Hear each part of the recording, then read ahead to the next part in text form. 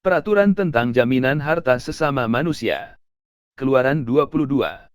Apabila seseorang mencuri seekor lembu atau seekor domba dan membantainya atau menjualnya, maka ia harus membayar gantinya, yakni 5 ekor lembu ganti lembu itu dan 4 ekor domba ganti domba itu.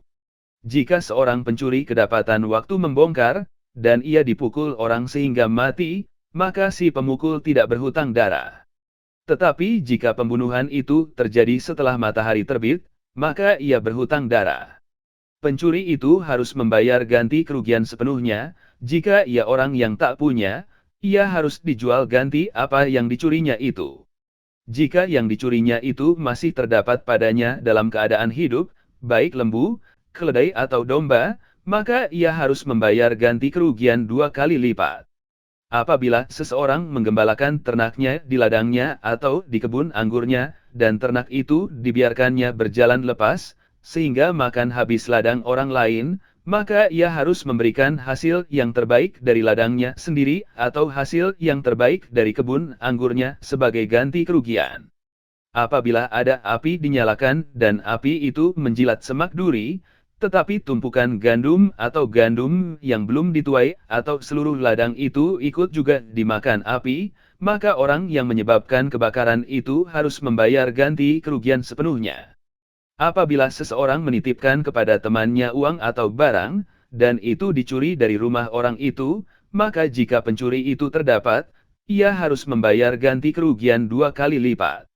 Jika pencuri itu tidak terdapat, maka tuan rumah harus pergi menghadap Allah untuk bersumpah, bahwa ia tidak mengulurkan tangannya mengambil harta kepunyaan temannya.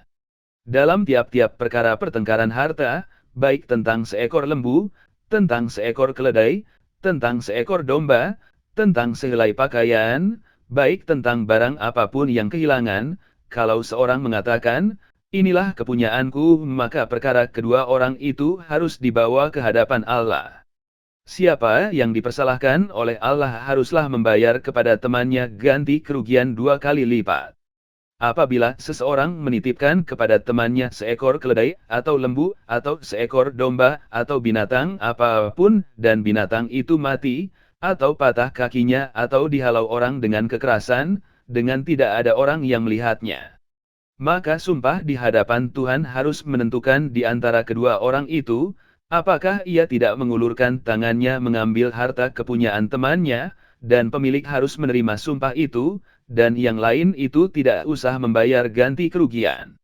Tetapi jika binatang itu benar-benar dicuri orang daripadanya, maka ia harus membayar ganti kerugian kepada pemilik.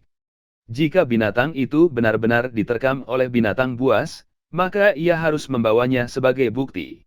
Tidak usah ia membayar ganti binatang yang diterkam itu. Apabila seseorang meminjam seekor binatang dari temannya, dan binatang itu patah kakinya atau mati, ketika pemiliknya tidak ada di situ, maka ia harus membayar ganti kerugian sepenuhnya. Tetapi jika pemiliknya ada di situ, maka tidak usahlah ia membayar ganti kerugian. Jika binatang itu disewa, maka kerugian itu telah termasuk dalam sewa. Apabila seseorang membujuk seorang anak perawan yang belum bertunangan, dan tidur dengan dia, maka haruslah ia mengambilnya menjadi istrinya dengan membayar mas kawin. Jika ayah perempuan itu sungguh-sungguh menolak memberikannya kepadanya, maka ia harus juga membayar perak itu sepenuhnya, sebanyak mas kawin anak perawan.